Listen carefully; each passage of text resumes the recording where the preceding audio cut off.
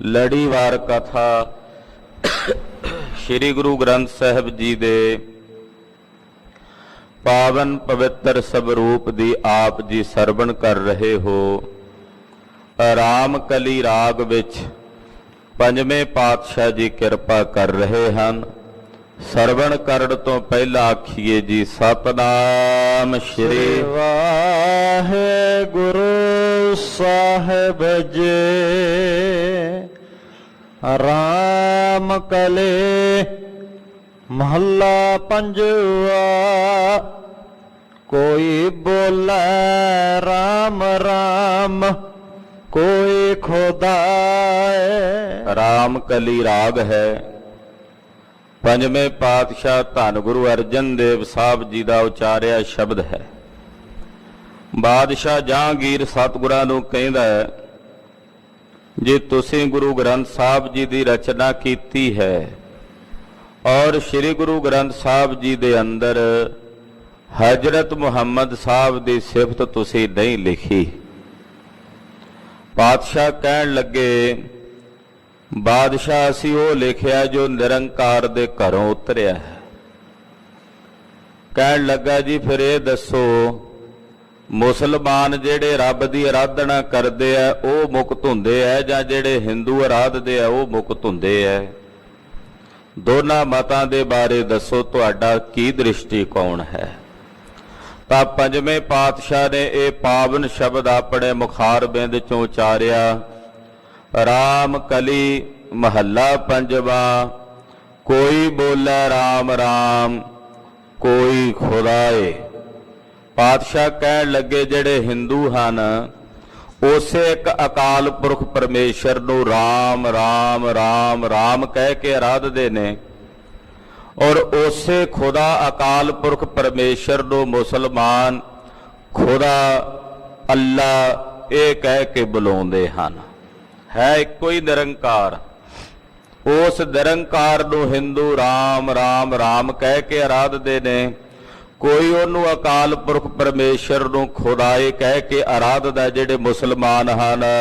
ਕੋਈ ਸਿਵਾ ਗੁਸਈਆ ਕੋਈ ਅੱਲਾ ਹੈ ਔਰ ਕੋਈ ਉਹਨੂੰ ਗੁਸਾਈ ਕਹਿ ਕੇ ਆਰਾਧਦੇ ਨੇ। ਕੋਈ ਦਾ ਮਤਲਬ ਇੱਥੇ ਹਿੰਦੂ ਕਵਾਂਗੇ। ਜਿਹੜੇ ਹਿੰਦੂ ਵੀਰ ਨੇ ਉਸ ਅਕਾਲ ਪੁਰਖ ਪਰਮੇਸ਼ਰ ਨੂੰ ਗੁਸਾਈ ਕਹਿ ਕੇ ਆਰਾਧਦੇ ਨੇ। ਜਿਹੜੇ ਮੁਸਲਮਾਨ ਭਾਈ ਹਨ ਉਸ ਅਕਾਲ ਪੁਰਖ ਪਰਮੇਸ਼ਰ ਨੂੰ ਅੱਲਾ ਕਹਿ ਕੇ ਆਰਾਧਦੇ ਹਨ। ਗੁਸਾਈ ਦਾ ਮਤਲਬ ਵੀ ਇਹੀ ਹੈ ਕਿ ਸਭ ਦਾ ਸੁਆਮੀ ਮਾਲਕ। ਅੱਲਾ ਦਾ ਮਤਲਬ ਵੀ ਇਹੀ ਹੈ ਜਿਹੜਾ ਸਭ ਦਾ ਸੁਆਮੀ ਹੈ, ਸਭ ਦਾ ਮਾਲਕ ਹੈ। ਪਾਤਸ਼ਾਹ ਨੇ ਸਮਾਨ ਦ੍ਰਿਸ਼ਟੀ ਦੱਸੀ ਹੈ ਆਪਣੀ।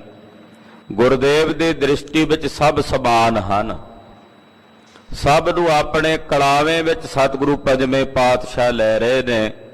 ਚਾਹੇ ਕੋਈ ਹਿੰਦੂ ਹੈ ਚਾਹੇ ਕੋਈ ਮੁਸਲਮਾਨ ਹੈ, ਕਿਸੇ ਨਾਲ ਕੋਈ ਵਿਤਕਰਾ ਨਹੀਂ, ਕਿਸੇ ਨਾਲ ਸਾਡੇ ਅੰਦਰ ਕੋਈ ਭੇਦਭਾਵ ਦੀ ਬਿਰਤੀ ਨਹੀਂ। ਗਰੀਬ ਨਵਾਜ ਪਾਤਸ਼ਾਹ ਕਹਿੰਦੇ ਹਿੰਦੂ ਉਹਨੂੰ ਗੁਸਾਈ ਕਹਿ ਕੇ ਆਰਾਧਦੇ ਨੇ ਔਰ ਮੁਸਲਮਾਨ ਉਸੇ ਨੂੰ ਅੱਲਾ ਕਹਿ ਕੇ ਧਿਆਉਂਦੇ ਹਨ। ਕਾਰਣ ਕਰਨ ਕਰੇਮ। ਜਿਹੜੇ ਹਿੰਦੂ ਨੇ ਉਹਨੂੰ ਕਾਰਨ ਕਰਨ ਕਹਿੰਦੇ ਐ ਵੀ ਉਹ ਪ੍ਰਮਾਤਮਾ ਸਾਰੇ ਜਗਤ ਦਾ ਕਾਰਨ ਹੈ ਤੇ ਸਭ ਨੂੰ ਕਰਨ ਵਾਲਾ ਹੈ। ਮੁਸਲਮਾਨ ਉਹਨੂੰ ਕਰੀਮ ਕਹਿ ਦਿੰਦੇ ਆ ਵੀ ਉਹ ਕਰੀਮ ਬਖਸ਼ਿਸ਼ ਕਰਨ ਵਾਲਾ ਹੈ। ਕੋਈ ਹਿੰਦੂ ਉਹਨੂੰ ਕਾਰਨ ਕਰਨ ਕਹਿ ਰਹੇ ਨੇ। ਉਸੇ ਨਿਰੰਕਾਰ ਵਿਧਾਤੇ ਨੂੰ ਪਰਮੇਸ਼ਰ ਨੂੰ ਮੁਸਲਮਾਨ ਕਰੀਮ ਕਹਿ ਰਹੇ ਨੇ। ਹੁਣ ਕੋਈ ਦੁੱਧ ਨੂੰ ਦੁੱਧ ਕਹਿੰਦਾ, ਕੋਈ ਪੈ ਕਹਿ ਦੇਵੇ, ਦੁੱਧ ਨੂੰ ਪੈ ਵੀ ਕਹਿੰਦੇ ਹਨ। ਖਾਲਸੀ ਬੋਲੇ ਵਿੱਚ ਸਾਪਾ ਸਮੁੰਦਰ ਕਹਿ ਦਿੰਦੇ ਆ। ਸਮੁੰਦਰ ਕਹਿਣ ਨਾਲ ਜਾਂ ਪੈ ਕਹਿਣ ਨਾਲ ਜਾਂ ਦੁੱਧ ਕਹਿਣ ਨਾਲ ਦੁੱਧ 'ਚ ਤਾਂ ਨਹੀਂ ਨਾ ਫਰਕ ਪੈਂਦਾ। ਦੁੱਧ ਤਾਂ ਦੁੱਧ ਹੀ ਹੈ ਨਾ। ਪਾਣੀ ਨੂੰ ਕੋਈ ਜਲ ਕਹਿ ਦਿੰਦਾ ਹੈ, ਪਾਣੀ ਨੂੰ ਕੋਈ ਜਲ ਕਹਿ ਦਿੰਦਾ, ਕੋਈ ਨੀਰ ਕਹਿ ਦਿੰਦਾ ਹੈ। ਪਰ ਜੇ ਨੀਰ ਕਹੀਏ ਜਾਂ ਜਲ ਕਹੀਏ, ਪਾਣੀ ਵਿੱਚ ਤਾਂ ਨਹੀਂ ਫਰਕ ਪੈਂਦਾ, ਪਾਣੀ ਤਾਂ ਵੈਸਾ ਹੀ ਹੈ ਨਾ ਹੀ ਤਬਦੀਲ ਕੀਤਾ ਨਾ, ਉਹਦਾ ਨਾਮ ਹੀ ਤਬਦੀਲ ਕੀਤਾ ਹੋਇਆ। ਇਸੇ ਤਰ੍ਹਾਂ ਉਸ ਨਿਰੰਕਾਰ ਨੂੰ ਕੋਈ ਕਾਰਨ ਕਰਨ ਕਵੇ, ਮੁਸਲਮਾਨ ਉਹਨੂੰ ਕਰੀਮ ਕਹਿ ਦੇਣ, ਤੇ ਇਹਦੇ ਵਿੱਚ ਪ੍ਰਮਾਤਮਾ ਵਿੱਚ ਥੋੜੀ ਫਰਕ ਪੈ ਜਾਣਾ ਵੀ ਸਾਡਾ ਕਰੀਮ ਵੱਖਰਾ ਹੈ ਤੇ ਤੁਹਾਡੇ ਹਿੰਦੂਆਂ ਦਾ ਕਾਰਨ ਕਰਨ ਜਿਹੜਾ ਉਹ ਵੱਖਰਾ ਹੈ। ਪਾਤਸ਼ਾਹ ਕਹਿੰਦੇ ਕੋਈ ਅਕਾਲ ਪੁਰਖ, ਉਹਦੇ 'ਚ ਨਹੀਂ ਫਰਕ ਪੈ ਜਾਣਾ। ਉਹਦਾ ਨਾਂ ਬਦਲ ਕੇ ਤਬਦੀਲ ਕਰਕੇ ਉਹਦਾ ਸੰਬੋਧਨ ਕਰੀਏ ਤੇ ਉਹ ਤਬਦੀਲ ਨਹੀਂ ਹੋ ਜਾਂਦਾ, ਉਹ ਬਦਲ ਨਹੀਂ ਜਾਂਦਾ, ਉਹ ਵੈਸੇ ਕਾ ਵੈਸਾ ਹੀ ਹੈ ਜੈਸਾ ਉਹ ਹੈ। ਕਿਰਪਾ ਧਾਰ ਰਹਿਮ, ਹਿੰਦੂ ਉਹਨੂੰ ਕਿਰਪਾ ਧਾਰ ਕਹਿ ਦਿੰਦੇ ਨੇ ਵੀ ਪਰਮੇਸ਼ਰ ਕਿਰਪਾ ਕਰਨ ਵਾਲਾ ਹੈ, ਤੇ ਮੁਸਲਮਾਨ ਉਹਨੂੰ ਰਹੀਮ ਕਹਿ ਦਿੰਦੇ ਨੇ ਵੀ ਉਹ ਰਹਿਮ ਕਰਨ ਵਾਲਾ। ਰਹਿਮ ਦਾ ਮਤਲਬ ਵੀ ਕਿਰਪਾ ਹੀ ਹੈ ਨਾ। ਆਪਾਂ ਅਕਸਰ ਕਹਿ ਦਿੰਦੇ ਆ ਵੀ ਰਹਿਮ ਕਰ। ਰਹਿਮ ਸ਼ਬਦ ਜਿਹੜਾ ਹੈ ਅਰਬੀ ਫਾਰਸੀ ਮੂਲਕ ਸ਼ਬਦ ਹੈ, ਕਿਰਪਾ ਸ਼ਬਦ ਸੰਸਕ੍ਰਿਤ ਮੂਲਕ ਸ਼ਬਦ ਆ ਜਾਂਦਾ ਹੈ। ਕਿਰਪਾ ਦਾ ਅਰਥ ਵੀ ਉਹੀ ਹੈ, ਰਹੀਮ ਦਾ ਅਰਥ ਵੀ ਉਹੀ ਹੈ। ਹਿੰਦੂ ਉਹਨੂੰ ਕਿਰਪਾ ਧਾਰ ਕਹਿ ਦਿੰਦੇ ਹਨ, ਮੁਸਲਮਾਨ ਉਸੇ ਨੂੰ ਰਹੀਮ ਕਹਿ ਦਿੰਦੇ ਹਨ। ਰਹਾਉ ਕੋਈ ਨਵੈ ਤੀਰਥ ਕੋਈ ਹਜ ਜਾਏ। ਕੋਈ ਦਾ ਮਤਲਬ ਹਿੰਦੂ ਜਿਹੜੇ ਨੇ ਉਹ ਤੀਰਥਾਂ ਤੇ ਜਾਂਦੇ, ਤੀਰਥਾਂ ਤੇ ਇਸ਼ਨਾਨ ਕਰਦੇ ਨੇ, ਕਿਉਂਕਿ ਹਿੰਦੂਆਂ ਦੇ ਤੀਰਥ ਸਥਾਨ ਉਹਨਾਂ ਨੇ ਪਵਿੱਤਰ ਜਾਣੇ ਨੇ। ਉਹਨਾਂ ਤੀਰਥ ਸਥਾਨਾਂ ਨੂੰ ਪਵਿੱਤਰ ਜਾਣ ਕੇ ਉਹਨਾਂ ਤੀਰਥਾਂ ਦਾ ਭਰਮਣ ਕਰਦੇ, ਤੀਰਥਾਂ ਦੀ ਯਾਤਰਾ ਕਰਦੇ। ਹਿੰਦੂ ਤੀਰਥਾਂ ਤੇ ਜਾਂਦੇ ਹਨ, ਉੱਥੇ ਨਹਾਉਂਦੇ ਐ, ਔਰ ਮੁਸਲਮਾਨ ਹਜ ਕਰਦੇ ਨੇ, ਮੱਕੇ ਦੀ ਜ਼ਿਆਰਤ ਕਰਕੇ ਆਉਂਦੇ, ਹਜ ਕਰਕੇ ਆਉਂਦੇ। ਉਹਨਾਂ ਵਾਸਤੇ ਉਹ ਹਜ ਪਵਿੱਤਰ ਹੈ। ਜਾਂ ਤਾਂ ਉਹ ਵੀ ਤੀਰਥ ਹੀ ਰਹੇ ਨੇ ਨਾ, ਆਪਣੇ ਧਰਮ ਸਥਾਨ ਤੇ ਯਾਤਰਾ ਕਰ ਰਹੇ ਨੇ। ਜੇ ਹਿੰਦੂ ਤੀਰਥਾਂ ਤੇ ਜਾਣ ਤੇ ਮੁਸਲਮਾਨ ਉਹਨਾਂ ਦਾ ਖੰਡਨ ਕਰਨ ਵੀ ਇਹ ਪਖੰਡ ਕਰਦੇ ਐ, ਤੇ ਜੇ ਹਿੰਦੂ ਮੁਸਲਮਾਨਾਂ ਤੇ ਤੰਜ ਕੱਸਣ ਵੀ ਇਹ ਹਜ ਕਰਦੇ ਨੇ, ਪਖੰਡ ਕਰਦੇ ਨੇ, ਐਸਾ ਤਾਂ ਨਹੀਂ। ਜੇ ਉਹਨਾਂ ਹਿੰਦੂਆਂ ਵਾਸਤੇ ਆਪਣੇ ਅਸਥਾਨ ਪਵਿੱਤਰ ਨੇ ਤੇ ਮੁਸਲਮਾਨਾਂ ਵਾਸਤੇ ਵੀ ਤਾਂ ਫਿਰ ਆਪਣਾ ਅਸਥਾਨ ਪਵਿੱਤਰ ਹੈ, ਮੱਕਾ ਕਾਬਾ। ਇਸ ਕਰਕੇ ਮਹਾਰਾਜ ਜੀ ਕਹਿੰਦੇ ਸਾਡੀ ਦ੍ਰਿਸ਼ਟੀ 'ਚ ਦੋਵੇਂ ਹੀ ਸਮਾਨ ਨੇ। ਹਿੰਦੂ ਤੀਰਥਾਂ ਤੇ ਜਾ ਕੇ ਇਸ਼ਨਾਨ ਕਰ ਰਹੇ ਨੇ, ਮੁਸਲਮਾਨ ਹਜ ਕਰਦੇ ਹਨ। ਕੋਈ ਕਰੈ ਪੂਜਾ ਕੋਈ ਸਿਰ ਨਿਵਾਏ। ਹਿੰਦੂ ਪੂਜਾ ਕਰਦੇ ਹਨ, ਹਾਂ ਪ੍ਰਕਾਰ ਵੱਖਰਾ ਹੋ ਸਕਦਾ, ਉਹਨਾਂ ਦਾ ਤਰੀਕਾ ਵੱਖਰਾ ਹੋ ਸਕਦਾ ਹੈ। ਹਿੰਦੂ ਪੂਜਾ ਕਰਦੇ ਨੇ ਆਪਣੇ ਇਸ਼ਟ ਦੀ, ਔਰ ਮੁਸਲਮਾਨ ਉਹ 5 ਵਕਤ ਸੀਸ ਨਵਾ ਕੇ ਨਮਾਜ਼ ਪੜ੍ਹਦੇ ਨੇ, ਪੂਜਾ ਤਾਂ ਉਹ ਵੀ ਕਰ ਰਹੇ ਨੇ। ਫਰਕ ਪ੍ਰਕਾਰ ਵੱਖਰਾ ਵੱਖਰਾ ਨਾ। ਉਹਨਾਂ ਦੇ ਪਰਮੇਸ਼ਰ ਨੂੰ ਆਰਾਧਨ ਦਾ ਢੰਗ ਵੱਖਰਾ ਹੈ ਤੇ ਹਿੰਦੂਆਂ ਦੇ ਪ੍ਰਭੂ ਨੂੰ ਆਰਾਧਨ ਦਾ ਤਰੀਕਾ ਵੱਖਰਾ ਹੈ। ਆਰਾਧ ਤਾਂ ਉਸੇ ਨੂੰ ਰਹੇ ਨੇ ਨਾ, ਅਕਾਲ ਪੁਰਖ ਨੂੰ, ਆਪਣੇ ਆਪਣੇ ਇਸ਼ਟ ਦੀ ਆਰਾਧਨਾ ਕਰ ਰਹੇ ਨੇ। ਪਾਤਸ਼ਾਹ ਇੱਕ ਐਸੀ ਸੁਤੰਤਰਤਾ ਬਖਸ਼ ਰਹੇ ਨੇ ਨਾ ਪਾਵਨ ਬਚਨਾਂ ਦੁਆਰਾ ਕਿ ਜਿਹੜੀ ਇਹ ਫਿਰਕਾ ਪ੍ਰਸਤੀ ਦੀ ਅੱਗ ਸੰਸਾਰ ਵਿੱਚ ਲੱਗਦੀ ਹੈ ਔਰ ਉਸ ਅਗਨੀ ਵਿੱਚ ਜੀਵ ਸੜਦੇ ਭੁੱਜਦੇ ਨੇ, ਪਾਤਸ਼ਾਹ ਉਸ ਅਗਨੀ ਨੂੰ ਸदैवी ਕਾਲ ਲਈ ਸਮਾਪਤ ਕਰਦੇ ਨੇ ਆਪਣੇ ਨਾ ਬਚਨਾਂ ਦੁਆਰਾ। ਕਿ ਇੱਕ ਹਿੰਦੂ ਜੇ ਆਰਾਧ ਰਿਹਾ ਤੇ ਮੁਸਲਮਾਨ ਵੀ ਆਰਾਧ ਰਿਹਾ। ਪ੍ਰਭੂ ਦੀ ਆਰਾਧਨਾ ਦੇ ਵਿੱਚ, ਪਰਮੇਸ਼ਰ ਦੀ ਆਰਾਧਨਾ ਦੇ ਵਿੱਚ ਤੁਹਾਡੇ ਤੌਰ ਤਰੀਕੇ ਵੱਖੋ ਵੱਖਰੇ ਹੋ ਸਕਦੇ ਨੇ। ਆਪਸੀ ਲੜਾਈ ਵੀ, ਆਪਸੀ ਭੇਦਵਾਦ ਦੀ ਬਿਰਤੀ ਤੁਸੀਂ ਕਿਸ ਗੱਲ ਕਰਕੇ ਰੱਖੀ ਹੋਈ ਹੈ। ਮੁਸਲਮਾਨਾਂ ਦਾ ਰਾਜ ਹੋਵੇ ਤੇ ਉਹ ਕਹਿੰਦੇ ਅਸੀਂ ਆਪਣੇ ਇਸ ਸਾਰੇ ਦੇਸ਼ ਨੂੰ ਮੁਸਲਮਾਨ ਬਣਾਉਣਾ। ਹਿੰਦੂਆਂ ਦਾ ਰਾਜ ਹੋਵੇ ਤੇ ਉਹ ਆਖਣ ਹਿੰਦੂ ਰਾਸ਼ਟਰ ਬਣਾਉਣਾ। ਪਾਤਸ਼ਾਹ ਕਹਿੰਦੇ ਐਸਾ ਨਹੀਂ, ਇਹ ਪਰਮਾਤਮਾ ਦੀ ਬਣਾਈ ਖੇਡ ਹੈ, ਸੰਸਾਰ ਹੈ। ਇਹਦੇ ਵਿੱਚ ਹਰ ਇੱਕ ਪ੍ਰਾਣੀ ਨੂੰ ਪਰਮੇਸ਼ਰ ਦੀ ਆਰਾਧਨਾ ਕਰਨ ਦੀ ਸੁਤੰਤਰਤਾ ਹੈ। ਬਾਅਦ ਵਿੱਚ ਦੇਸ਼ ਦਾ ਸੰਵਿਧਾਨ ਬਣਿਆ ਔਰ ਉਸ ਸੰਵਿਧਾਨ ਨੇ ਸਭ ਨੂੰ ਇਹ ਹੱਕ ਦਿੱਤਾ। ਉਹ ਸੰਵਿਧਾਨ ਦੀ ਪ੍ਰੇਰਣਾ ਲੈਣ ਵਾਲੇ ਡਾਕਟਰ ਭੀਮ ਰਾਓ ਅੰਬੇਦਕਰ ਗੁਰੂ ਗ੍ਰੰਥ ਸਾਹਿਬ ਤੋਂ ਪ੍ਰੇਰਣਾ ਲੈਂਦੇ ਹਨ। ਉਹ ਕਹਿੰਦੇ ਸੰਵਿਧਾਨ ਰਚਣ ਵੇਲੇ ਉਹਨਾਂ ਨੇ ਪ੍ਰੇਰਣਾ ਸਤਿਗੁਰੂ ਗੁਰੂ ਗ੍ਰੰਥ ਸਾਹਿਬ ਸੱਚੇ ਪਾਤਸ਼ਾਹ ਜੀ ਦੀ ਬਾਣੀ ਚੋਂ ਲਈ, ਮਹਾਰਾਜ ਜੀ ਦੀ ਹਜ਼ੂਰੀ ਚੋਂ ਲਈ। ਤੋ ਪੰਜਵੇਂ ਪਾਤਸ਼ਾਹ ਕਹਿੰਦੇ ਭਾਈ ਕਿਉਂ ਫਿਰਕੇ ਪ੍ਰਸਤੀ ਦੀ ਅੱਗ 'ਚ ਸੜਦੇ ਭੁੱਜਦੇ ਹੋ ਭਾਈ? ਜੇ ਹਿੰਦੂ ਪੂਜਾ ਕਰਦਾ ਹੈ ਤੇ ਮੁਸਲਮਾਨ ਵੀ ਸੀਸ ਨਵਾ ਕੇ ਪਰਮੇਸ਼ਰ ਨੂੰ ਖੁਦਾ ਨੂੰ ਆਰਾਧਦੇ ਹਨ। ਕੋਈ ਪੜ੍ਹੈ ਵੇਦ ਕੋਈ ਕਤੇਬ। ਕੋਈ ਦਾ ਮਤਲਬ ਹਿੰਦੂ ਵੇਦ ਪੜ੍ਹਦੇ ਨੇ, ਉਹਨਾਂ ਦੇ ਧਰਮ ਗ੍ਰੰਥ ਨੇ ਵੇਦ, ਉਹਨਾਂ ਵੇਦਾਂ ਦਾ ਅਧਿਐਨ ਕਰਦੇ ਨੇ, ਵੇਦਾਂ ਦੀ ਪਾਠ ਪੂਜਾ ਕਰਦੇ ਨੇ, ਵੇਦਾਂ ਦੀਆਂ ਸ਼ਰੂਤੀਆਂ, ਵੇਦਾਂ ਦੇ ਸ਼ਲੋਕ ਪੜ੍ਹ ਕੇ ਯੱਗ ਕਰਕੇ ਆਹੂਤੀਆਂ ਦਿੰਦੇ ਨੇ, ਉਹਨਾਂ ਦੇ ਧਰਮ ਗ੍ਰੰਥ ਵੇਦ ਨੇ। ਔਰ ਮੁਸਲਮਾਨ ਕਤੇਬ ਪੜ੍ਹਦੇ ਨੇ, ਉਹਨਾਂ ਦੇ ਧਰਮ ਗ੍ਰੰਥ 4 ਕਤੇਬਾਂ ਨੇ, ਬਾਈਬਲ ਪੜ੍ਹਦੇ ਐ, ਕੁਰਾਨ ਪੜ੍ਹਦੇ ਐ, ਤੁਰੇਤ ਪੜ੍ਹਦੇ ਐ, ਅੰਜੀਲ ਪੜ੍ਹਦੇ ਐ, ਉਹਨਾਂ ਦੀਆਂ 4 ਕਤੇਬਾਂ ਹਨ। ਉਹ ਕਤੇਬਾਂ ਦਾ ਪਠਨ ਪਾਠਨ ਕਰਦੇ ਨੇ, ਆਪਣਾ ਧਰਮ ਗ੍ਰੰਥ ਉਹਨਾਂ ਨੇ ਕਤੇਬਾਂ ਨੂੰ ਮੰਨਿਆ ਹੋਇਆ, ਔਰ ਹਿੰਦੂਆਂ ਨੇ ਆਪਣੇ ਧਰਮ ਗ੍ਰੰਥ ਵੇਦ ਮੰਨੇ ਨੇ, ਉਹ ਵੇਦ ਪੜ੍ਹਦੇ ਹਨ। ਕੋਈ ਉਡੈ ਨੀਲ ਕੋਈ ਸੁਪੇਦ। ਜਿਹੜੇ ਹਿੰਦੂ ਨੇ ਉਹ ਨੀਲੇ ਰੰਗ ਦੇ ਵਸਤਰ ਤਨ ਤੇ ਓਢਣਾ ਪਸੰਦ ਕਰਦੇ ਐ, ਔਰ ਜਿਹੜੇ ਹਿੰਦੂ ਨੇ ਉਹ ਸਫੇਦ ਚਿੱਟੇ ਰੰਗ ਦੀਆਂ ਧੋਤੀਆਂ ਵਗੈਰਾ ਧਾਰਨ ਕਰਕੇ, ਸਫੇਦ ਰੰਗ ਦੇ ਵਸਤਰ ਧਾਰਨ ਕਰਕੇ ਉਹਨੂੰ ਜ਼ਿਆਦਾ ਪਸੰਦ ਕਰਦੇ ਹਨ। ਹੈਣ ਤਾਂ ਕੱਪੜੇ ਹੀ ਨਾ, ਭਾਵੇਂ ਨੀਲਾ ਹੋਵੇ ਤੇ ਭਾਵੇਂ ਚਿੱਟਾ ਹੋਵੇ, ਕਹਾਏਗਾ ਤਾਂ ਕੱਪੜਾ ਹੀ ਹੈ ਨਾ। ਬਸ ਰੰਗ ਭੇਦ ਬਣਾ ਲਏ ਮਨਜੀਵ ਨੇ ਕਿ ਮੁਸਲਮਾਨ ਕਹਿੰਦੇ ਸਾਡਾ ਨੀਲਾ ਰੰਗ ਹੈ, ਹਿੰਦੂ ਕਹਿੰਦੇ ਆ ਸਾਡਾ ਰੰਗ ਸਫੇਦ ਹੈ। ਕੋਈ ਕਹੈ ਤੁਰਕ ਕੋਈ ਕਹੈ ਹਿੰਦੂ। ਮੁਸਲਮਾਨ ਕਹਿੰਦੇ ਅਸੀਂ ਮੁਸਲਮਾਨ ਉੱਤਮ ਹਾਂ, ਸਾਡਾ ਮਜ਼ਹਬ ਸਾਡਾ ਧਰਮ ਸ੍ਰੇਸ਼ਟ ਹੈ। ਹਿੰਦੂ ਕਹਿੰਦੇ ਆ ਸਾਡਾ ਧਰਮ ਸ੍ਰੇਸ਼ਟ ਹੈ। ਦੁਨੀਆ ਦੇ ਜਿਤਨੇ ਵੀ ਧਰਮ ਦੇ ਵਿਅਕਤੀ ਨੇ, ਜਿਸ ਵੀ ਧਰਮ ਨਾਲ, ਮਜ਼ਹਬ ਨਾਲ, ਮਤ ਨਾਲ ਸੰਬੰਧ ਰੱਖਦੇ ਨੇ, ਸਭ ਨੂੰ ਆਪੋ ਆਪਣਾ ਧਰਮ ਪਿਆਰਾ ਹੀ ਹੁੰਦਾ। ਜੇ ਮੁਸਲਮਾਨਾਂ ਨੂੰ ਆਪਣਾ ਧਰਮ ਪਿਆਰਾ ਤੇ ਹਿੰਦੂਆਂ ਨੂੰ ਵੀ ਪਿਆਰਾ, ਜੇ ਹਿੰਦੂਆਂ ਨੂੰ ਆਪਣਾ ਧਰਮ ਪਿਆਰਾ ਤੇ ਮੁਸਲਮਾਨਾਂ ਨੂੰ ਵੀ ਆਪਣਾ ਧਰਮ ਪਿਆਰਾ। ਆਪਣਾ ਧਰਮ ਤਾਂ ਸਭ ਨੂੰ ਪਸੰਦ ਹੈ ਨਾ। ਕਲਗੀਧਰ ਸਵਾਮੀ ਜੀ ਨੂੰ ਪੁੱਛਦੇ ਐ ਬਹਾਦਰ ਸ਼ਾਹ ਦੀ ਕਚਹਿਰੀ 'ਚ, ਉਹ ਕਹਿੰਦੇ ਪੰਥ ਤੁਮਾਰਾ ਖੂਬ ਕੇ ਹਮਾਰਾ ਖੂਬ। ਤੇ ਕਲਗੀਧਰ ਸਵਾਮੀ ਜੀ ਕਹਿੰਦੇ ਤੁਮਕੋ ਤੁਮਾਰਾ ਖੂਬ ਹਮਕੋ ਹਮਾਰਾ ਖੂਬ। ਸਭ ਨੂੰ ਆਪਣਾ ਧਰਮ ਆਪਣਾ ਮਜ਼ਹਬ ਪਿਆਰਾ।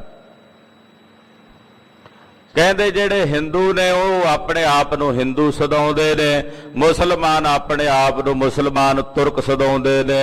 ਕੋਈ ਬਾਛੈ ਪਿਸਤ ਕੋਈ ਸੁਰਗਿੰਦ।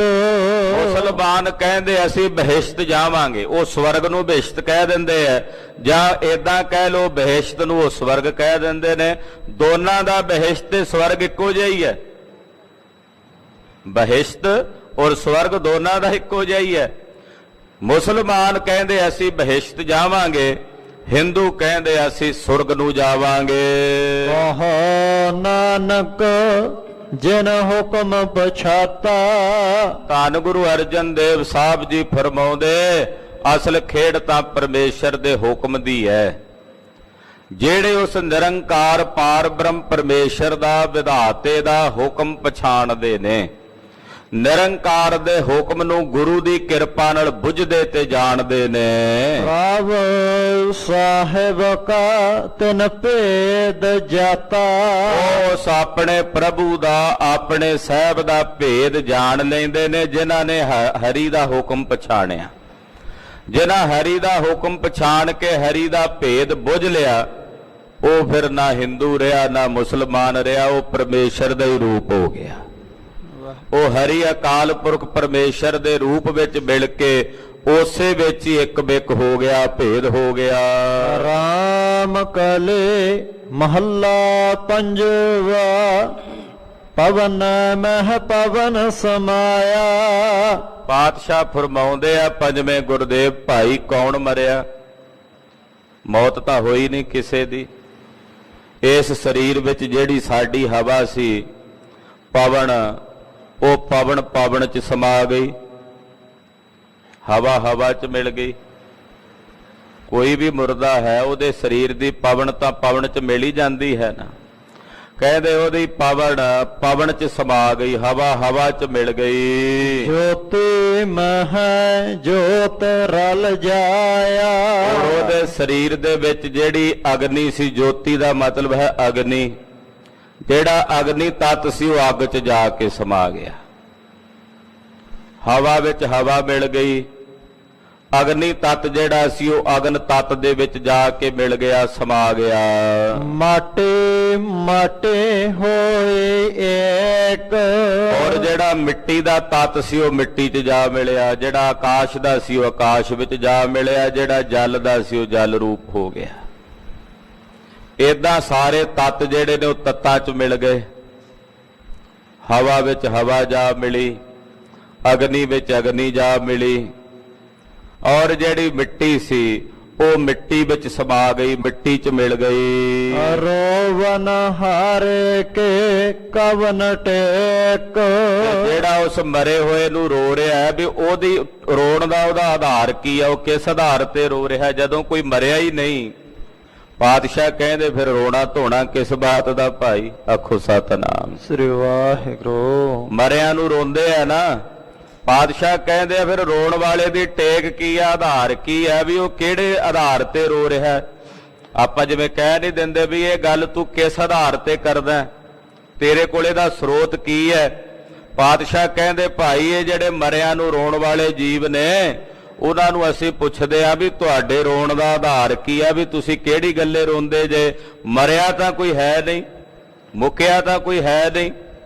ਪਵਨ 'ਚ ਪਵਨ ਮਿਲ ਗਈ ਹੈ, ਅੱਗ 'ਚ ਅੱਗ ਮਿਲ ਗਈ ਹੈ, ਮਿੱਟੀ 'ਚ ਮਿੱਟੀ ਮਿਲ ਗਈ ਹੈ। ਕੌਣ ਮੁਆਰੇ ਕੌਣ ਮੁਆ? ਭਾਈ ਦੱਸੋ ਕੌਣ ਮਰਿਆ ਹੈ? ਵਿਚਾਰ ਤਾਂ ਕਰੋ, ਇਸ ਗੱਲ ਨੂੰ ਚੰਗੀ ਤਰ੍ਹਾਂ ਗੌਰ ਨਾਲ ਵੇਖੋ ਵੀ ਮਰਿਆ ਕੀ ਹੈ, ਮੁੱਕਿਆ ਕੀ ਹੈ। ਹਾਂਜੀ, ਬ੍ਰਹਮ ਗਿਆਨੇ ਮਿਲ ਕਰ ਹੋ ਵਿਚਾਰਾ, ਇਹ ਤਾਂ ਚਲਤ ਪਿਆ।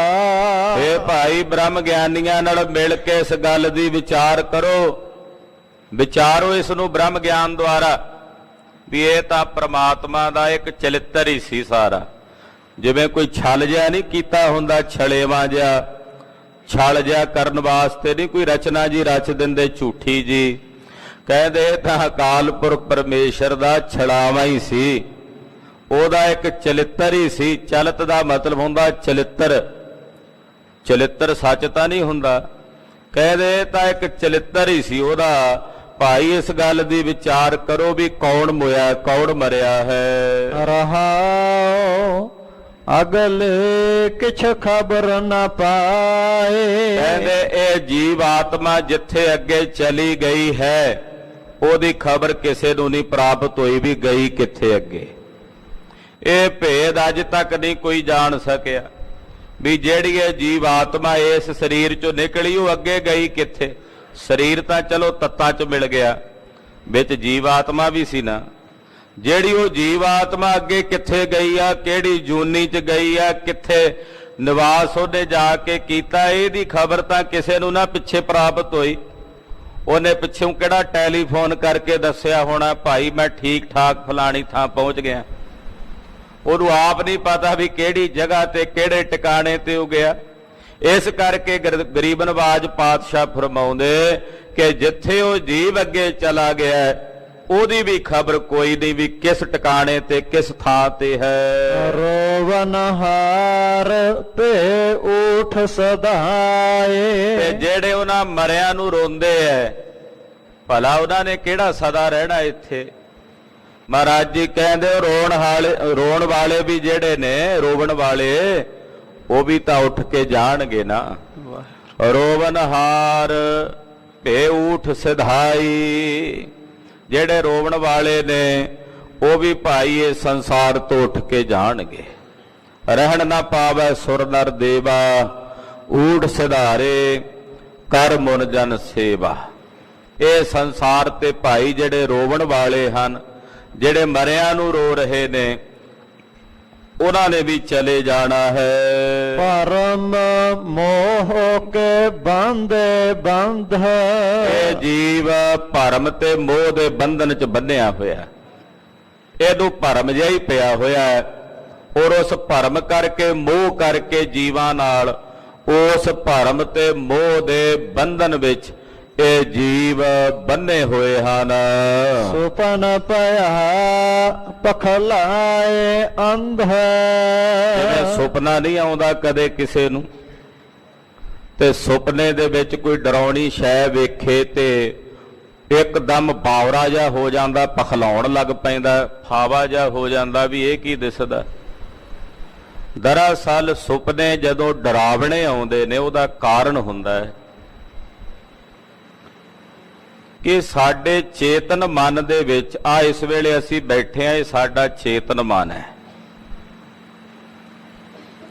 ਜਦੋਂ ਅਸੀਂ ਸੌ ਜਾਂਦੇ ਆ ਉਸ ਵੇਲੇ ਇੱਕ ਸਬ ਕੌਂਸ਼ੀਅਸ ਮਾਈਂਡ ਹੈ, ਜਿਹਨੂੰ ਅਰਧ ਚੇਤਨ ਮਨ ਕਹਿੰਦੇ ਆ, ਅਵਚੇਤਨ ਵੀ ਆਪਾਂ ਕਹਿ ਸਕਦੇ ਆ, ਉਹਦਾ ਰਾਜ ਹੋ ਜਾਂਦਾ ਹੈ। ਜਾਗਦਿਆਂ ਸਾਡੇ ਚੇਤਨ ਮਨ ਦਾ ਰਾਜ ਹੈ। ਜਦੋਂ ਸੌ ਗਏ ਸੁਪਨੇ ਦਾ ਮੰਡਲ ਆਉਂਦਾ, ਉਹਦੇ ਵਿੱਚ ਫਿਰ ਉਹਦਾ ਰਾਜ ਹੁੰਦਾ, ਜਿਹਨੂੰ ਅਵਚੇਤਨ ਮਨ ਕਹਿ ਦਿੰਦੇ ਆ। ਉਸ ਅਵਚੇਤਨ ਮਨ ਵਿੱਚ ਸਭ ਕੁਝ ਇਕੱਠਾ ਹੁੰਦਾ ਚਲਿਆ ਜਾਂਦਾ ਹੈ, ਜੋ ਅਸੀਂ ਜਾਗਦਿਆਂ ਕਰਦੇ ਹਾਂ। ਮੰਨ ਲਓ ਕਿਸੇ ਮਨੁੱਖ ਪ੍ਰਤੀ ਤੁਹਾਡੇ ਮਨ ਵਿੱਚ ਦੁਵੇਸ਼ ਭਾਵ ਹੈ, ਤੁਹਾਨੂੰ ਉਹ ਬੰਦਾ ਚੰਗਾ ਨਹੀਂ ਲੱਗਦਾ, ਪਰ ਤੁਹਾਡਾ ਜ਼ੋਰ ਨਹੀਂ ਚੱਲਦਾ, ਉਹਦੇ ਤੇ ਵਸ ਨਹੀਂ ਚੱਲਦਾ, ਅੰਦਰੋਂ ਅੰਦਰ ਕਿਰਜਦੇ ਰਹਿੰਦੇ ਹੋ ਵੀ ਮੈਂ ਇਹਨੂੰ ਕਿਵੇਂ ਹਰਾਵਾਂ, ਕਿਵੇਂ ਖਤਮ ਕਰਾਂ, ਪਰ ਉਹਨੂੰ ਤੁਸੀਂ ਹਰਾ ਨਹੀਂ ਸਕਦੇ। ਪਰ ਉਹੀ ਅਵਚੇਤਨ ਮਨ ਕਰ ਦਿੰਦਾ। ਜਦੋਂ ਸੁਪਨੇ ਵਿੱਚ ਅਸੀਂ ਕਿਸੇ ਨਾਲ ਲੜ ਰਹੇ ਹੁੰਨੇ ਆ, ਕੋਈ ਡਰਾਵਣੀ ਚੀਜ਼ ਦੇ ਨਾਲ ਅਸੀਂ ਜੂਝ ਰਹੇ ਹੁੰਨੇ ਆ, ਉਹ ਸੁਪਨਿਆਂ ਦਾ ਕਾਰਨ ਇਸੇ ਕਰਕੇ ਹੈ ਕਿਉਂਕਿ ਜਾਗਰਤ ਵਿੱਚ ਜ਼ਰੂਰ ਸਾਡੇ ਮਨ ਵਿੱਚ ਕਿਸੇ ਨਾ ਕਿਸੇ ਪ੍ਰਤੀ ਦੁਵੇਸ਼ ਭਾਵ ਹੈ, ਜਿਹਨੂੰ ਅਸੀਂ ਆਪਣੇ ਥੱਲੇ ਦੱਬਣਾ ਚਾਹੁੰਦੇ ਆ ਪਰ ਦੱਬ ਨਹੀਂ ਪਾਉਂਦੇ। ਤੇ ਅਵਚੇਤਨ ਮਨ ਸਾਡਾ ਉਹ ਸਭ ਕੁਝ ਕਰ ਦਿੰਦਾ। ਸੁਪਨੇ ਵਿੱਚ ਕਈ ਵਾਰੀ ਉਸ ਡਰਾਵਣੀ ਚੀਜ਼ ਨੂੰ ਅਸੀਂ ਹਰਾ ਵੀ ਦਿੰਨੇ ਆ, ਔਰ ਕਈ ਵਾਰੀ ਉਹਦੇ ਸਾਹਮਣੇ ਅਸੀਂ ਹਾਰ ਵੀ ਜਾਂਦੇ ਆ। ਡਰਾਵਣਿਆਂ ਸੁਪਨਿਆਂ ਦਾ ਇਹ ਕਾਰਨ ਹੈ। ਅਵਚੇਤਨ ਮਨ ਬਹੁਤ ਕੁਝ ਸਾਂਭ ਕੇ ਰੱਖਦਾ ਹੈ। ਇੱਕ ਵਿਦਿਆਰਥੀ ਮਨੋਵਿਗਿਆਨਕ ਡਾਕਟਰ ਦੇ ਪਾਸ ਗਿਆ, ਉਹਦੀ ਸਮੱਸਿਆ ਇਹ ਸੀ, ਜਵਾਨ ਹੋ ਗਿਆ, ਸਮੱਸਿਆ ਇਹ ਸੀ ਵੀ ਉਹ ਫੱਫਾ ਅੱਖਰ ਨਹੀਂ ਸੀ ਬੋਲ ਸਕਦਾ। ਫੱਫੇ ਅੱਖਰ ਦਾ ਉਚਾਰਨ ਕਰਨਾ ਉਹਦੇ ਲਈ ਬੜਾ ਔਖਾ ਸੀ, ਕਠਿਨ ਸੀ। ਜਦੋਂ ਉਹਨੇ ਫੱਫਾ ਕਹਿਣਾ ਹੁੰਦਾ, ਫਾਇਲ ਕਹਿਣਾ ਹੁੰਦਾ, ਤੇ ਫਾਇਲ ਨੂੰ ਪਾਇਲ ਕਹਿ ਦਿੰਦਾ। ਬਾਕੀ ਸਾਰੇ ਅੱਖਰ ਸਹੀ ਬੋਲੇ। ਉਹਨਾਂ ਨੇ ਕਾਰਨ ਲੱਭਣ ਵਾਸਤੇ ਵੀ ਅਵਚੇਤਨ ਮਨ ਵਿੱਚੋਂ ਖੋਜ ਕਰੀਏ ਇਹਦੇ ਅੰਦਰ ਵੀ ਇਹਦੀ ਪਿਛਲੀ ਬੀਤੀ ਹੋਈ ਜ਼ਿੰਦਗੀ 'ਚ ਕੀ ਕੀ ਗੁਜ਼ਰਿਆ। ਤਾਂ ਬਚਪਨ ਦੇ ਵਿੱਚ ਉਹ ਇੱਕ ਆਪਣੇ ਮਾਸਟਰ ਕੋਲੋਂ, ਅਧਿਆਪਕ ਕੋਲੋਂ ਪੜ੍ਹਦਾ ਸੀ। ਉਸ ਅਧਿਆਪਕ ਦਾ ਨਾਮ ਸੀ ਫਤਿਹ ਚੰਦ। ਬਚਪਨ ਵਿੱਚ ਉਸ ਅਧਿਆਪਕ ਨਾਲ ਉਸ ਬੱਚੇ ਦੀ ਬਹੁਤ ਜ਼ਿਆਦਾ ਮਨ 'ਚ ਦੁਵੇਸ਼ ਦੀ ਬਿਰਤੀ ਸੀ। ਉਹਦੇ ਨਾਲ ਉਹਦੀ ਬਣਦੀ ਨਹੀਂ ਸੀ, ਪਰ ਉਹ ਮਾਸਟਰ ਸੀ, ਮਾਸਟਰ ਤੇ ਜ਼ੋਰ ਨਹੀਂ ਸੀ ਪਾ ਸਕਦਾ। ਮਨ 'ਚ ਉਹਦੇ ਪ੍ਰਤੀ ਈਰਖਾ ਬਹੁਤ ਸੀ, ਡਰਦਾ ਵੀ ਸੀ। ਉਹਨੂੰ ਕਿਸੇ ਤਰੀਕੇ ਨਾਲ ਉਹਨੂੰ ਚੋਟ ਵੀ ਪਹੁੰਚਾਉਣਾ ਚਾਹੁੰਦਾ ਸੀ, ਪਰ ਮਾਸਟਰ ਸੀ, ਉਹਦੇ ਨਾਲ ਕੋਈ ਜ਼ੋਰ ਨਹੀਂ ਚੱਲ ਸਕਿਆ। ਉਹ ਪੜ੍ਹਾਈ ਵੀ ਪੂਰੀ ਹੋ ਗਈ, ਜਵਾਨ ਵੀ ਹੋ ਗਿਆ, ਸ਼ਾਦੀ ਵੀ ਹੋ ਗਈ, ਪਰ ਉਹ ਫਤਿਹ ਚੰਦ ਦਾ ਫੱਫਾ ਅੱਖਰ ਉਹਦੇ ਅੰਦਰ ਅੜਿਆ ਰਿਹਾ, ਜਿਸ ਕਰਕੇ ਦੁਵੇਸ਼ ਭਾਵ ਦੇ ਵਿੱਚ ਉਹ ਫੱਫਾ ਅੱਖਰ ਹੀ ਉਚਾਰਨ ਕਰਨਾ ਜਿਹੜਾ ਸੀ ਉਹਦੇ ਲਈ ਮੁਸ਼ਕਲ ਹੋ ਚੁੱਕਾ ਸੀ। ਤੋ ਸਾਡਾ ਅਵਚੇਤਨ ਮਨ, ਜੋ ਅਸੀਂ ਚੇਤਨ ਮਨ ਦੁਆਰਾ ਸੋਚਦੇ ਹਾਂ, ਉਹਨੂੰ ਗ੍ਰਹਿਣ ਕਰਦਾ ਚਲਿਆ ਜਾਂਦਾ ਤੇ ਸੁਪਨੇ ਦੇ ਮੰਡਲ ਦੀ ਸ੍ਰਿਸ਼ਟੀ ਰਚ ਦਿੰਦਾ ਹੈ। ਸੁਪਨੇ ਵਿੱਚ ਬਹੁਤ ਕੁਝ ਦਿਸਦਾ ਹੈ, ਔਰ ਤਕਰੀਬਨ ਉਹੀ ਕੁਝ ਦਿਸਦਾ ਜੋ ਸਾਡੇ ਅੰਦਰ ਪਿਆ ਹੋਇਆ। ਤੇ ਪਾਤਸ਼ਾਹ ਕਹਿੰਦੇ ਜਦੋਂ ਸੁਪਨਾ ਆਉਂਦਾ ਕੋਈ ਡਰਾਵਣਾ ਤੇ ਇੱਕਦਮ ਬਰੜਾਉਂਦਾ ਹੈ। ਅਸਲ ਵਿੱਚ ਇਹ ਸੰਸਾਰ ਵੀ ਇੱਕ ਸੁਪਨਾ ਹੈ ਜਿਸ ਨੂੰ ਭਰਮ ਦੀ ਦਸ਼ਾ ਵਿੱਚ ਵੇਖ ਕੇ ਜੀਵ ਪਖਲਾਇਆ ਹੋਇਆ ਹੈ, ਇੱਕ ਪ੍ਰਕਾਰ ਦੇ ਨਾਲ ਬੌੜਾ ਜਿਹਾ ਫਾਵਾ ਜਿਹਾ ਹੋਇਆ ਫਿਰਦਾ ਹੈ, ਕਿਉਂਕਿ ਇਹਨੇ ਸੰਸਾਰ ਦੇ ਇਸ ਸੁਪਨੇ ਨੂੰ ਸੱਚ ਸਮਝ ਲਿਆ ਹੋਇਆ ਹੈ। ਇਹੋ ਤੋ ਰਚਨ ਰਚਿਆ ਕਰਤਾਰ। ਆ ਜਿਹੜੀ ਰਚਨਾ ਹੈ ਇਹ ਨਿਰੰਕਾਰ ਕਰਤਾਰ ਦੀ ਰਚੀ ਹੋਈ ਰਚਨਾ ਹੈ। ਆਵਤ ਜਾਵਤ ਹੁਕਮ ਅਪਾਰ। ਜੀਵ ਆ ਰਹੇ ਨੇ, ਜਾ ਰਹੇ ਨੇ, ਇਹਨਾਂ ਦੇ ਆਉਣ ਤੇ ਜਾਣ ਦੇ ਪਿੱਛੇ ਕੇਵਲ ਇੱਕ ਨਿਰੰਕਾਰ ਦਾ ਹੁਕਮ ਵਰਤ ਰਿਹਾ ਹੈ। ਉਹਦੇ ਹੁਕਮ 'ਚ ਹੀ ਜੀਵ ਆ ਰਹੇ ਨੇ, ਉਹਦੇ ਹੁਕਮ 'ਚ ਹੀ ਜੀਵ ਜਾ ਰਹੇ ਹਨ। ਨਹ ਕੋ ਮੁਆ ਨ ਮਰਨ ਜੋਗ। ਪਾਤਸ਼ਾਹ ਕਹਿੰਦੇ ਮਰਿਆ ਤਾਂ ਹੈ ਹੀ ਨਹੀਂ ਕੁਝ, ਨਾ ਹੀ ਕੁਝ ਮਰਨ ਯੋਗ ਹੈ। ਕੁਝ ਵੀ ਨਹੀਂ ਮਰਦਾ, ਹਰ ਚੀਜ਼ ਕਿਸੇ ਨਾ ਕਿਸੇ ਚੀਜ਼ 'ਚ ਕਨਵਰਟ ਹੁੰਦੀ ਚਲੀ ਜਾਂਦੀ ਹੈ। ਖਤਮ ਤਾਂ ਕੁਝ ਵੀ ਨਹੀਂ ਹੁੰਦਾ, ਸਭ ਕੁਝ ਕਿਸੇ ਨਾ ਕਿਸੇ ਚੀਜ਼ ਤੋਂ ਤਬਦੀਲ ਹੋ ਜਾਂਦਾ ਨਾ। ਤੋ ਇਹ ਵਿਧਾਨ ਹੈ ਕੁਦਰਤ ਦਾ, ਹਰ ਚੀਜ਼ ਦਾ ਕੁਝ ਨਾ ਕੁਝ ਅੰਸ਼ ਅੱਗੇ ਰਹਿ ਹੀ ਜਾਂਦਾ ਨਾ, ਬੀਜ ਨਾਸ ਨਹੀਂ ਨਾ ਹੁੰਦਾ, ਆਪਾਂ ਕਹਿ ਦਿੰਦੇ ਹਾਂ।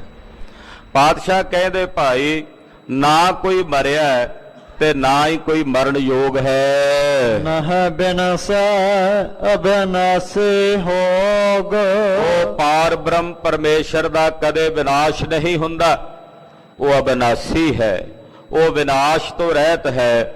ਉਸੇ ਦਾ ਤੁਸੀਂ ਸਵਰੂਪ ਹੋ, ਉਸੇ ਦੀ ਤੁਸੀਂ ਅੰਸ਼ ਹੋ। ਜੋ ਇਹੋ ਜਾਣੋ ਸੋ ਇਹੋ ਨਾ ਹੈ। ਇਹ ਬੰਦਾ ਜੋ ਆਪਣੇ ਆਪ ਨੂੰ ਜਾਣਦਾ ਹੈ ਨਾ ਵੀ ਮੈਂ ਜੀਵ ਹਾਂ, ਅਸਲ ਵਿੱਚ ਜੀਵ ਹੈ ਨਹੀਂ। ਸੁਪਨੇ ਵਿੱਚ ਆਪਣੇ ਆਪ ਨੂੰ ਭਿਖਾਰੀ ਸਮਝੀ ਬੈਠੇ ਹਾਂ ਤਾਂ ਰਾਜੇ। ਹੁਣ ਰਾਜਾ ਸੁਪਨੇ 'ਚ ਆਪਣੇ ਆਪ ਨੂੰ ਭਿਖਾਰੀ ਸਮਝ ਲੈ, ਉਹੀ ਦਸ਼ਾ ਹੈ।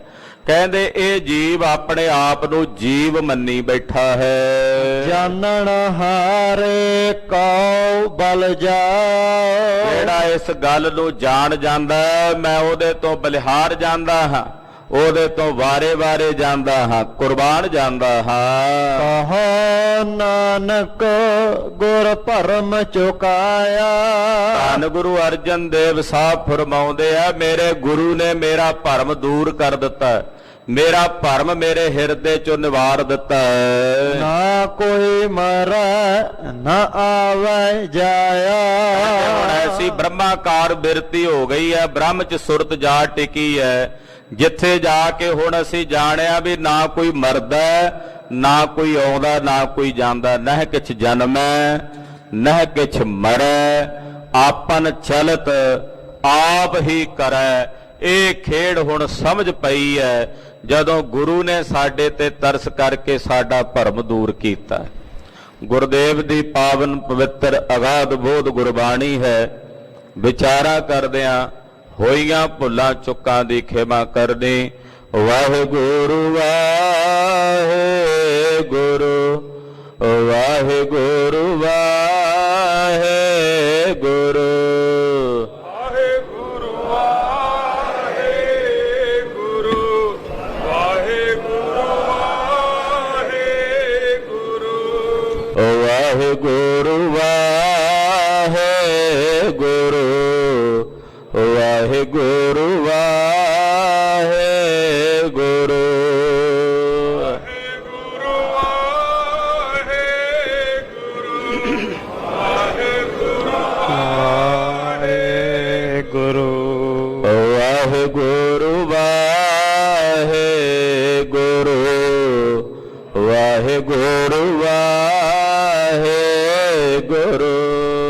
ਵਾਹਿਗੁਰੂ ਵਾਹਿਗੁਰੂ ਵਾਹਿਗੁਰੂ ਵਾਹਿਗੁਰੂ। ਵਾਹਿਗੁਰੂ ਜੀ ਕਾ ਖਾਲਸਾ ਵਾਹਿਗੁਰੂ ਜੀ ਕੀ ਫਤਿਹ।